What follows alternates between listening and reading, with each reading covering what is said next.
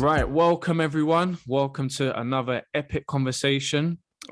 Before we get into the conversation, if you find this talk or this chat valuable, please make sure to share with others.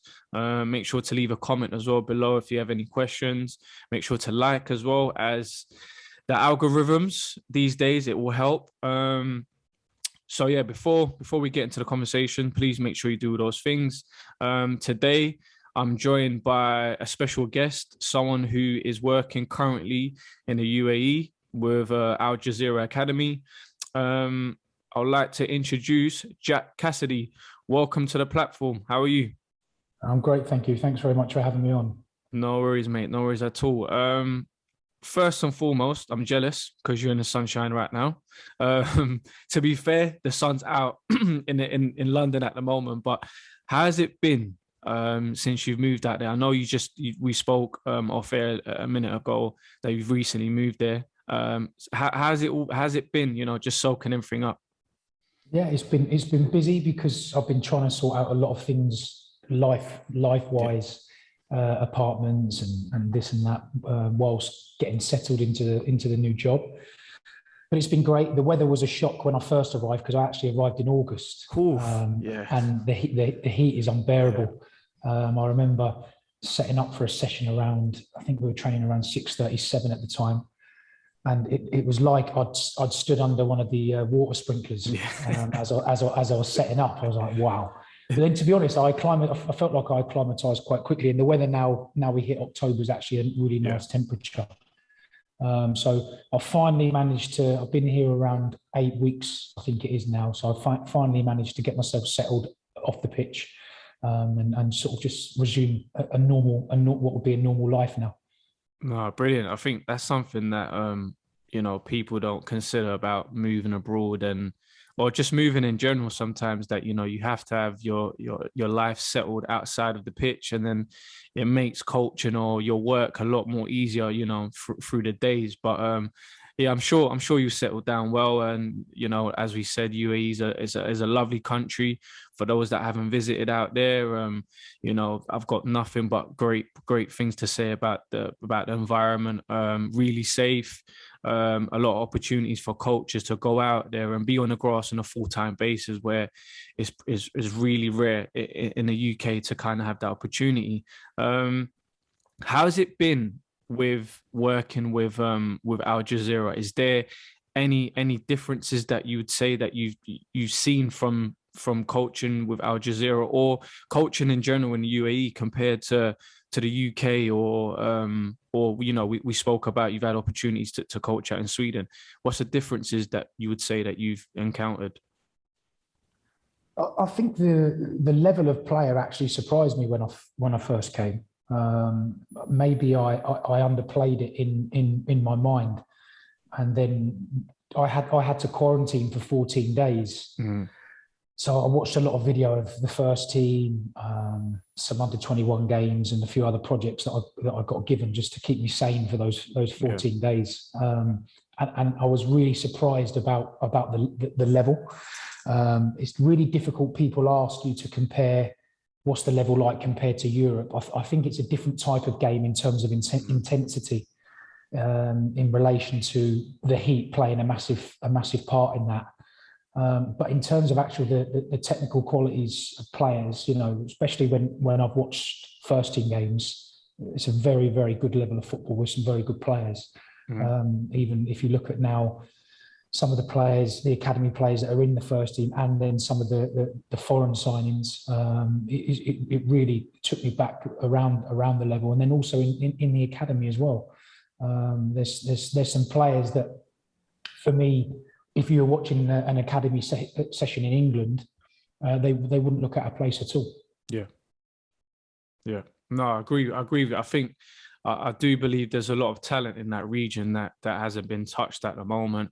I think, especially when I was based in Oman, for us it was mainly facilities. Coach education was a big thing as well.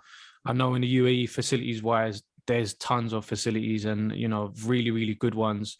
Um, so yeah, I definitely agree with you in terms of talent. There's definitely a lot of talent in that region. Do you feel do you feel the World Cup being in Qatar next year, do you feel that's going to expose some of the talent that's in the region? Yeah, I hope so. And hopefully it will just generate general sort of interest into maybe watching the game. I know that it's a different, football's a different concept here in the respect of there's, having worked in Sweden as well, there's no country like England for our football pyramid. You know, you get crowds of sometimes 2,000-3,000 in non-league games in England. You're talking tier 7 of our game, where that's not necessarily replicated in other European countries, let alone in the Middle East. So I think it would be a really good opportunity to just expose football at an early age to children, and just sort of really just continue the development for the game, because the kids here have a thirst for the game. Yeah. It's just about providing enough opportunities for them to see these players. If they can, you know, if the World Cup being in the Middle East, for me, will bring it bring it to life a little bit more for those that live in the Middle East, rather than it's always predominantly in, you know, European countries and what have you. It can sometimes feel a little bit distant. With it being in Qatar, there'll be a team from the Middle East participating in that tournament, so we'll actually be able to see players from the Middle East in the World Cup also. So I do think that will make a good difference to sort of developing the game worldwide, which is what it should be about anyway. Yeah, no, for sure. And will you be at the World Cup, seeing as you're around the corner now? I hope so. Yeah. I hope we get time off, and there's a big break in our season so we can get there, because I know it's only an hour flight. So that's I did have a little look on that one and have my eye on that as a potential trip. No, definitely, and especially now that they've opened up the borders again between Abu Dhabi and Qatar. So, no, do you know what? Yeah, I definitely feel it's excitement, you know, around the World Cup, being in that region. And again, Qatar, beautiful country. A lot of people maybe have the perceptions on the Middle East, but again, if they have an opportunity, yeah, I'd highly recommend to go out there and check out, especially football. It's always nice to see different a football environment. There's a lot to learn from it. Let's take it back a little bit, Jack. So you said, you know, you've been to Sweden. Prior to Sweden, what was your background? How did you get into coaching, and then take us to where you are now? I was at school in sixth form, and I had no clue what I wanted to do. And then my friend's dad just said, there's a level 1 course coming up. So we both went on it, me and my friend. And then I'd luckily met who turned out to be my first boss. And he ran a pupil referral unit in Luton for kids that got expelled from some of the toughest schools in Luton. And he offered me a job. The title was like a youth support coach / worker. I wouldn't say there was a lot of coaching that went on. It was more facilitating and using sport to sort of challenge behaviour and things like that. And I ended up doing that for 4 years. That ended up being the best thing for me. I come from a village school outside Bedford, very sheltered, to suddenly then working in Luton, where it was a total different animal of kids. And I was young doing that. I was sort of 18 years old trying to deal with these youngsters, and that set me in really good stead. And then I was coaching as well at sort of like grassroots clubs in the evenings whilst doing that. And then after 4 years, an opportunity came up at a non-league club called Histon. And this was before there were so many college programs. So we're going back like 12 years now, 10 years. Did you say Histon, Jack? That's right, yeah. Histon, okay. I was there when I was younger with Ian Hart. Oh, really? Yeah. So it was probably did you do the college program there? Yeah, the college program. So I think it was the first year of the college program. That was when I started. I think I'd done a couple of months, but due to the travel, it was just too far for me, and I couldn't make training sessions. Well, this is what I mean. There wasn't as many college programs. So like now you'd never have to travel outside London. There's probably 5 within a stone's throw away. But before it wasn't, and Histon had a really good one. And it was after Harty left, a guy called Brian Page was running the scheme. And they changed education providers, and they had an opportunity where someone could tutor the BTEC and then coach at the same time. So I went in there and did that, and I was there for about 4 years, and then I sort of stayed in the college, the college teaching and coaching sort of game and industry, if you want, for the last sort of I'd say about 10, 12 years. And then at that time, I'd worked for a lot of non-league clubs in the evening, whether that be senior sides. And then I worked at Luton when I come out the non-league game. And then I had a brief spell in Sweden before I sort of eventually ended up in the UAE. And you know, a lot of coaches that I speak to, there's a thirst to go abroad now and you know, broaden her horizon in terms of coaching and learn new coaching styles, especially I think, you know, the higher profile coaches, like say, for instance, Graham Potters that's been out to Sweden and, you know, has probably made it a bit more accessible for some coaches. How, you know, when Sweden came knocking, what was the thought process? Why did you take up the opportunity? Again, I'd only ever worked within an hour of my house. So, you know, Cambridge, Luton, Peterborough, around those sorts of areas, whether that be as a teacher or as a coach. And I just felt that you can sometimes get blinkered. Our pyramid in England is unbelievable. Yeah. But there's also a big world of football out there that offers different opportunities in terms of not just the coaching, but lifestyle and different opportunities. Sweden, I just thought I didn't have much to lose, although I knew there was going to be a lot of challenges going out there. They were a club in the 4th tier. They didn't have a lot of money. The recruitment wasn't done by myself as a head coach, which is a big problem. If you're going to take a job as a head coach, you need to have a better understanding of what the recruitment's like. So I knew I was going to have all of these different challenges, but I still thought, do you know what? I might regret never giving it a go. And I've never moved or lived outside the town I was born in. So I just wanted to try it. And it probably provided me more experiences than I thought it might, because we had about 6, 7 different nationalities within that squad. It wasn't actually a predominantly Swedish-speaking squad. We had a lot of Dutch players, Serbian players, and different things like that. So it provided me so many different challenges and opportunities within one experience, if that makes sense. And what would you say was your most, or what was the most challenging part of going to Sweden? And also, what's your biggest lesson that you learned, you know, going away from home for the first time? The recruitment is everything in first team football. Strategy and recruitment. It's something that I'm learning a lot about here now, at an elite level. Both academy wise and club wise. It's just learning from how important that vision and strategy is. And at that level, there just wasn't that. The recruitment was late. Recruitment, and this is because of the finances and different other challenges, not because of any one person's fault within the club. It was just it was after COVID and other clubs I was based in Malmo. There's 4 other clubs in the same division, not including the teams in the division above. So then we were then fighting for a pool of players that had already signed with other clubs' contracts, and then it just you then have a vision of how maybe you want to do things, but then if you don't have the players to do that, you've then got that problem.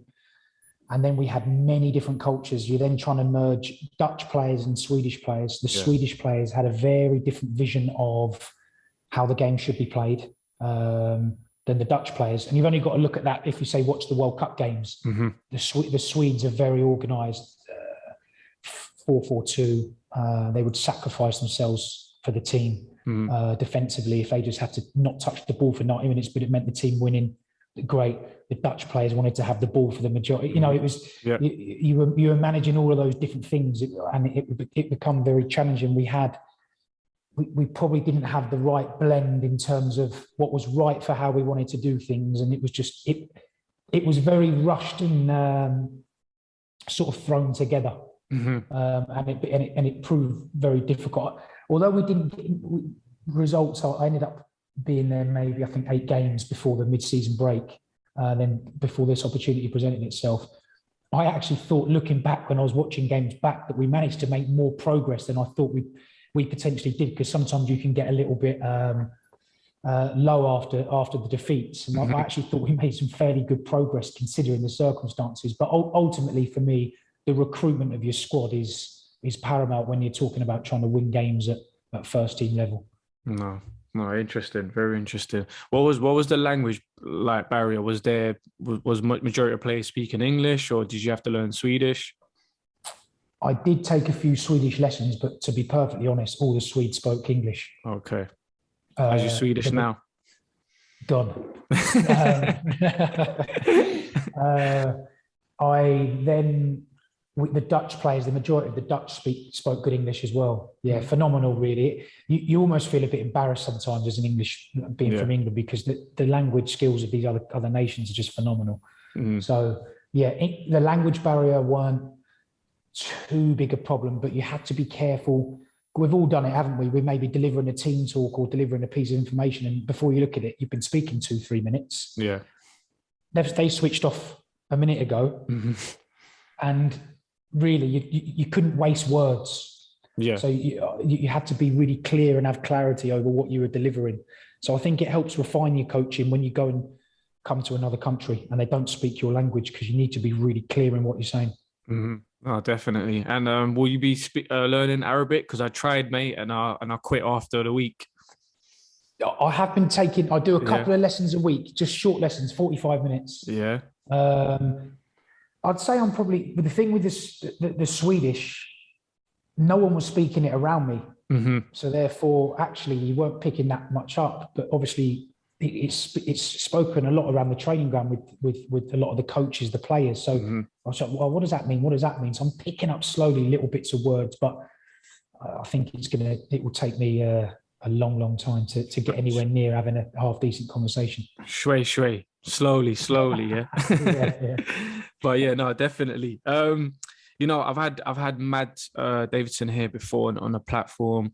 Really, really intellectual guy. Has had phenomenal experience around the world. Well educated. What's it like working with someone with so much experience, and what have you picked up from him already? I mean, I report directly into James Gall, who's our academy technical director, and obviously in turn he reports into Mass, who oversees obviously the whole football operation. So I don't see Mass day to day, but he's always around and always present, which is great across the first team and across the academy, and always approachable to answer questions and just sort of gain an understanding and a knowledge into areas that I haven't really been exposed to before, particularly around sort of strategy, aligning a club vision and all those sort of things. I find that really, really interesting, and that's the bits that I'm really learning a lot about. And sometimes when he's watching sessions, I'll ask him about his experiences in China and so on. And James, our academy director's worked abroad a lot. So I feel privileged to be a part of. We've got a lot of experienced coaches here. Our under 21s coach has played for the national team for UAE, and I remember speaking to him literally the other day about when Roy Hodgson was the UAE coach all them years ago. I was like, oh, what's it like? And you just got access to all these different people asking a lot of questions. We had the first team manager deliver a presentation to all academy staff the other day. That was excellent. And so him and all the first team staff come around. So it's nice to be in an environment now where you've got a lot of learning opportunities there in the building. Yeah. Whereas maybe previously, when I was working in non-league football provided me a great platform to coach every day and learn and develop. But then I was constantly having to reach out to people, whether it would be LinkedIn, someone knows someone else. Can I go watch this session? You know, you're always having to make sure you're developing yourself. You probably have to look for opportunities outside, which I still think is relevant now. But it's nice to be able to to knock on James's office and come and ask him a question. And when Mass is around and the 21's office and stuff like that, you just got people in the building now that you can constantly run ideas past. No, incredible. No, definitely.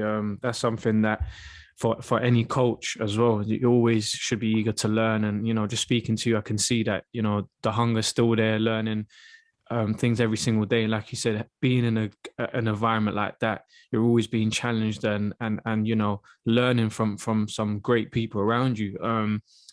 Just talking about learning and things like that, what would you say, you know, when you was here in the UK, for instance, what sort of things? I know you touched on LinkedIn and reaching out to other people and things like that.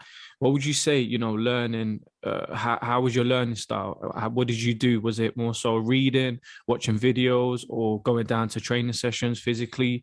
What sort of things did you do? All of the above, really, I would say. Mm-hmm. But the biggest thing for me, and I get questions about this, you know, how do I get a job there? Or how do I do this? How do I become a coach? And for me, there's a rush. There's a rush now to whether it would be to get coaching badges or to get a particular badge on your chest. Whereas some of the best experiences I had when I was between jobs, I had to do 6 months supply teaching. Okay. Now we've all been kids. When a supply teacher walks in the room, you are rubbing your hands together. Yeah. You're thinking, we've got a touch. Yeah. We've got 1 hour where we're pretty much not going to do anything. Yeah. And I remember the first day I turned up to the school, they give me the walkie-talkie radio. Mm-hmm. I don't know the right name for it. And they said, if you anytime you get any problems, you call student support. They'll come and remove the student straight away. I was thinking, oh, right, okay. It's going to be a tough old day. And then I remember at the end of the day, I finished, went back to reception to hand the radio back. And you didn't need to call us. I said, no, the kids ain't bad here, and we're not talking like that bad an area, really, you know. And I said, no, it weren't too bad at all. And I just think it was your ability to. My experience in these diverse environments for me has enabled me to build relationships with people, just have that human element, I think. And I haven't just, not that there's anything wrong with just being in one environment, because I think there's different skills that you hone in on, and someone will have advantages by just being, say, an academy coach for 25 years. But I've worked in schools, I've worked in pupil referral units, I've worked in Luton, I've worked with more affluent kids in Cambridge.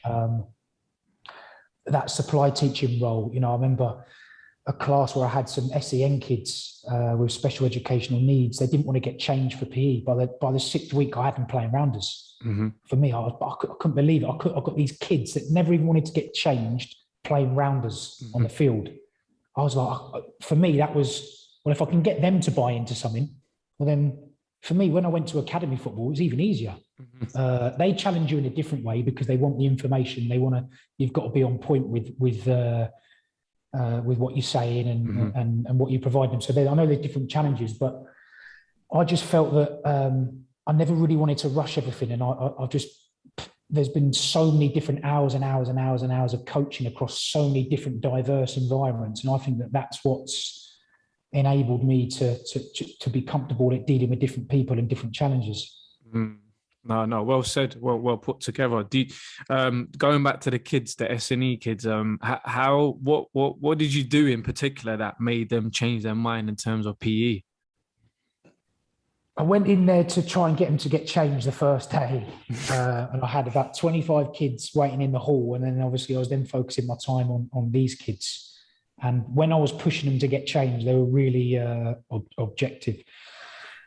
No, we're not getting changed, sir. We're not getting changed. We hate it. And I said, okay, look, no problem. Look, what I'll say is take your time. Mm-hmm. When you feel comfortable and ready, make your way into the hall. Now, I'm not sure I was probably maybe even allowed to do that and leave them in there. I felt that was the right thing to, you know, in terms of box ticking, that probably weren't the right thing to do. But then I also had 25 kids that were unsupervised in the hall. So you're trying to... So I just tried to make them feel comfortable. When they come in, I said, right, what team do you want to be on? What do you want to do? No, we don't want to play that. I said, right, maybe you could, let's say we were playing basketball. Do you fancy just doing a bit of passing with me on the side? Oh, right, we'll try. And then just sort of slowly. But I made a massive mistake with them as well. because by the last week, I remember we were doing a rounders game. And this comes back to understanding people again. So by this point, they were changed out with everyone else playing. So I thought, oh, great, core PE lesson. And it was this lad's turn to bat. And I got the students that were waiting to chant his name. I thought, he's going to love this. Like, everyone's chanting his name, he's about to bat. He hated it. Because I'd put all the attention on him. Yeah. I got it totally wrong. He come up to me, he goes, I can't believe you did that. He said, I look like an idiot. Wow. And he went off and he stormed off the thing. And basically all that work I built him back, I had to start again and build him back up again. Wow. So it was a lesson for me around, again, understanding every single individual is different.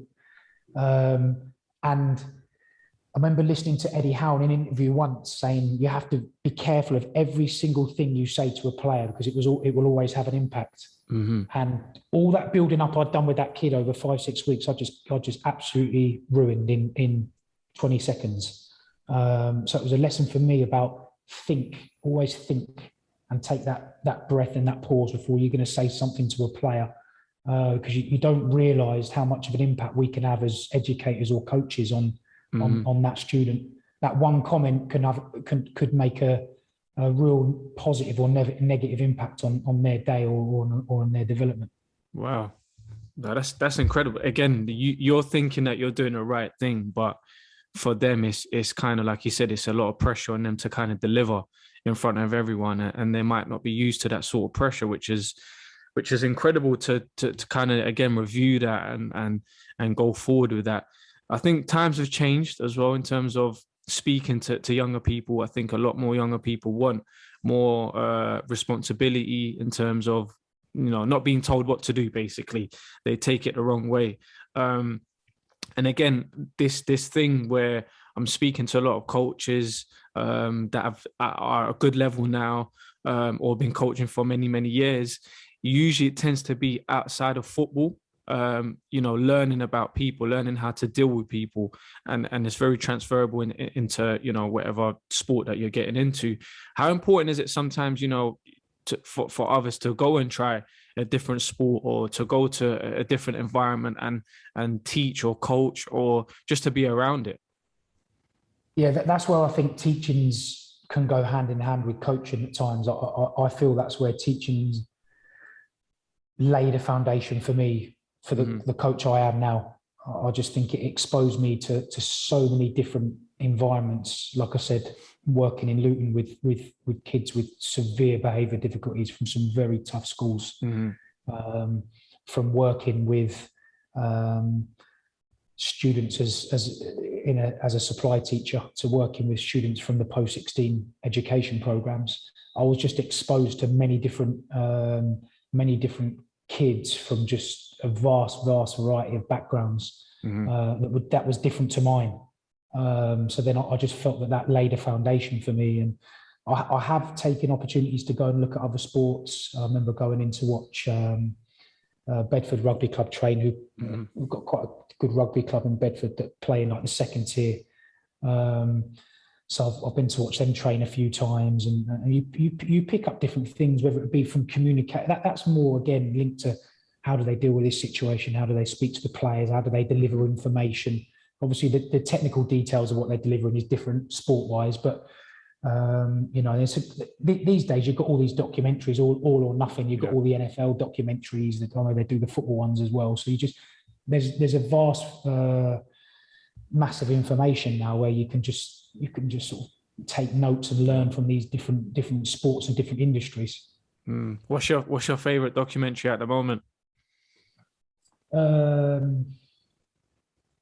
I enjoyed The Last Dance. Yeah. Lockdown, I think that was. I enjoyed The Last Dance. I thought that was excellent in terms of sort of that elite environment and what that looks like. I enjoyed that a lot.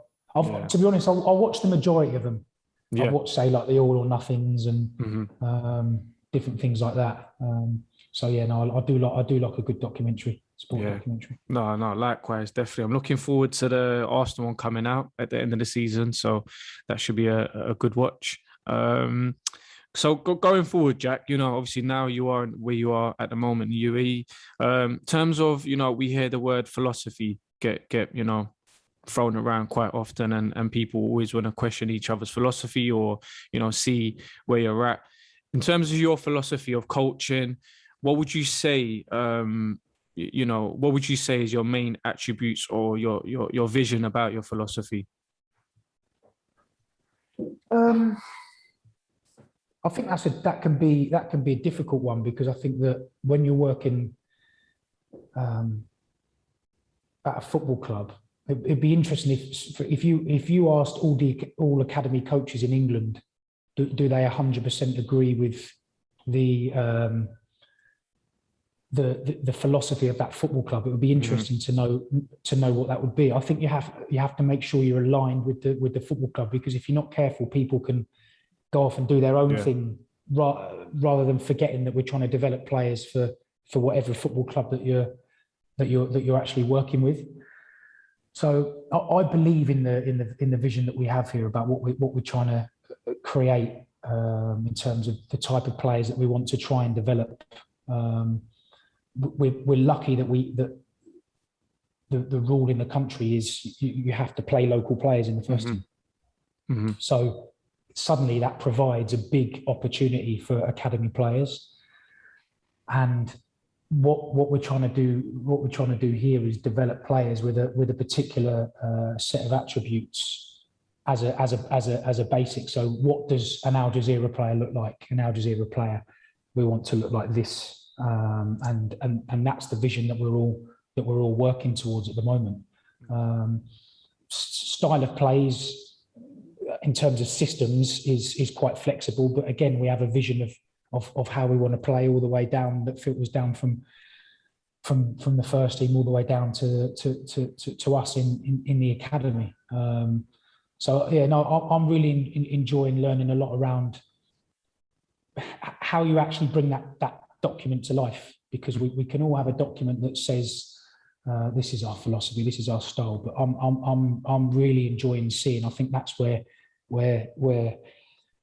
James's strengths are here for me in the academy, is actually seeing what that looks like on the grass. We as coaches really know what that looks like on the grass, and we're able to contribute into this is what an Al Jazira player looks like. This is what we need to be trying to work towards together to ensure that when a player leaves us, that we don't have a player from under 12s to under 21. He doesn't get a professional contract, and one of the reasons is he can't use his weak foot. Yeah. But one of our attributes of an Al Jazira player is the ability to play with both feet. Then what have we maybe been doing from 12s to 21s? And that's the sort of biggest messages that are getting drummed into us at the moment around that. What are we doing to develop that player within our environments, and making sure that our sessions are geared towards developing that sort of hard drive for an Al Jazira player. Would you say your philosophy is developing as you go along? You're always adding to your toolbox, or do you have like a sort of I've got my style of play and it kind of goes hand in hand with Al Jazira, or are you always open to new ideas and things like that? Just open to new ideas. I've never really been that set on. When I worked in non-league football, for example, we had our biggest successes when I was involved with a side that got promotion in English non-league, playing 4-4-2, being very hard to beat. We hardly ever worked on the attack. We did attacking patterns, but never any build up. Never played out from the back, because quite simply we didn't have the players to. We just worked on our defensive shape every week. The players, there was a bit of a running joke when we know, is it the same session? Yeah. And we got a lot of success out of it. Would I do that here? No way, because it was geared towards that level of that environment we were working at. We had one session a week. Every Thursday we had a session. So how could we impact the team? And we had players that were, we had a centre half who worked on the roads. So he was on digging up concrete all day. He's 35 years old. He's played 500-600 non-league football matches as a semi-professional. Does he want me telling him how to improve his technique when he's receiving in the 18-yard box, and defending a really high line when he's not that quick? Not really. So we made the team function around these experienced players, and we got the best out of them. If I was to do that here with I take the under-17s. If I was to do that here, I would seriously be hindering the individual development of the players, because suddenly I'm not developing a player for who's ready to play for our first team. So for me, it's about improving the individuals within a team. I think if you can improve the individuals, you'll get a better team anyway. But it's not so much about the team shape and this, and we're just going to be just purely working on our defensive shape all week, ready for the game of the weekend. It's a totally different environment now. But I'm glad that I've had exposure to that. So I wouldn't say that I have a set way of doing things. For example, in Sweden, I didn't want to play that same way that I had in the non-league days 5-6 years ago. I wanted to evolve that and play a different way. And also the environment dictated that. In Sweden, again, well, you don't associate Sweden necessarily with the heat. Yeah. But it was a summer league, so it was some days you're talking 30 degrees for matches. There was very, very rarely in the games that I saw, you had teams that pressed high, mid-block. So a lot of the times you would receive the ball and there'd be a lot of build-up from the back and so on and so forth. So you have to evolve and be flexible, So I have an idea on how I want the game to be played, and luckily that aligns with Al Jazira anyway, to be perfectly honest. But also I'm aware of different ways to play. And I'm glad that I've had those experiences, like I say, coaching a team that, during that season in non-league, we probably only had 40%, 45% possession of the football. Really group of hard-working players. But, would that be my preferred choice of how one of my teams plays? Probably not. Yeah, but of course. It was right for that moment, but it definitely wouldn't be right here and right now. And I'd love to go back to first team football. That's a long-term ambition that I don't put a time frame on. And when I do go back to there, I'd like, as an assistant or as a first team coach, I hope that it's different to that, and it's a more of an aggressive and attacking style with that I enjoy coaching a little bit more.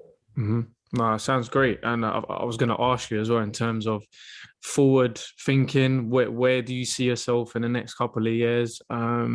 Which you answer a little bit there, but yeah, just talking about, future things. You've been very flexible. You've gone out, you've come out your comfort zone. Again, something that always advise coaches to go and try something new, because it adds more to your toolbox. You spoke about player development, and if you work on an individual, you're gonna see a better team eventually.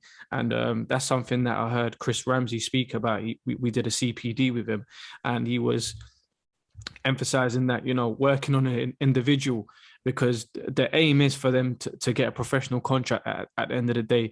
If it's within the club, then that's a bonus. But can they go to a League One side or a League Two or the National League and get a career out of it? So being flexible again is vital. But going forward, where do you see Jack in the next 10 years? What is he doing? I know you said there's no time frame. Yeah, I try not to put a time frame on it. I eventually would love to be back working at first team football. I've had such a variety of roles. My experiences at Luton I really enjoyed, because in a short amount of time I had coached the under 13s, 14s, and then assisted with the under 16s as well. And I felt that provided me really good experiences. Plus, then I was coaching men in non-league football, albeit non-league. We ended up having a lot of good players over time that had been professionals in the football league and were making their way down. And then you're that's different. Where when you say something to someone who's 35 and played 400 league games, it needs to be correct. Otherwise, they'll tell you that's not correct. And then young players will challenge you in different ways. In terms of when you're in sort of that elite environment. So I'd love to get back to working at first team football, but I want to do it when I feel that I'm ready to do it, and when the opportunity feels right. I don't want to put a time frame on anything. I just want to make sure that when and if that a role comes around, that I'm best prepared for it in terms of all the learnings that I've done. So for me now, my role is to be the best under-17s coach I possibly can be. Be the best under-17s coach I could possibly be. Make sure that when those players move from, we have 17s, 19s, 21s, when they go to the under-19s, they were better and they're as best prepared for that as individual players. That, for me, that's the way I see my job. It's not a miniature first team, just because eventually I maybe want to go back to maybe to test myself at that level. It's, for me, it's right. What impact can I make on these individuals in the under-17s to make sure they're the best they can be when they go to the under-19s? And until I'm told that my job is different to that, then that's what I'll continue to do without any real worry on what the future is. I just think as long as I keep doing the right things and learning, hopefully that will be. It may be that in 10 years I'm still doing this. If that's what my pathway is, then that's what my pathway is. I still feel privileged to be in this role that I am now, coaching every day, working full time with a group of players in the environment where I'm learning. But yeah, my ambition is I'd love to work at first team level again on a coaching staff, maybe as a first team coach assistant, and just challenge myself in a different way. No, well put. I think that's a nice way to kind of wrap things up. But before we do, there's a question I always like to ask at the end is, what is the best lesson that you've learned in the last 6 months?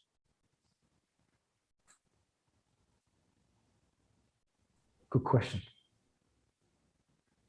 I would say the importance of clarity when delivering information. So across working in 2 different countries, that if you're not clear on the messages you're delivering, the players will know. If you're, and that's where I found my biggest learning was, if you're not 100% clear and understand what the vision is of the football club, and then what that looks like with what you're delivering on the pitch, players will know. And I think it's important just to have that clarity in everything that you do in terms of the purpose, the vision, and the why behind what you're delivering. Brilliant, Jack. Amazing conversation. I know there's a lot more that we can dive into and unpack as well. Guys, if you've liked the conversation, remember to leave a comment below. If you've got any questions, leave them in the comment section, and we'll do the best to answer them. Jack, privileged speaking to you, mate. Wish you all the best out there, and you'll probably see me out there real soon as well, catching some sun. Yeah, no, thanks very much for having me. Really enjoyed the conversation, so appreciate it. No, anytime, mate. Cheers.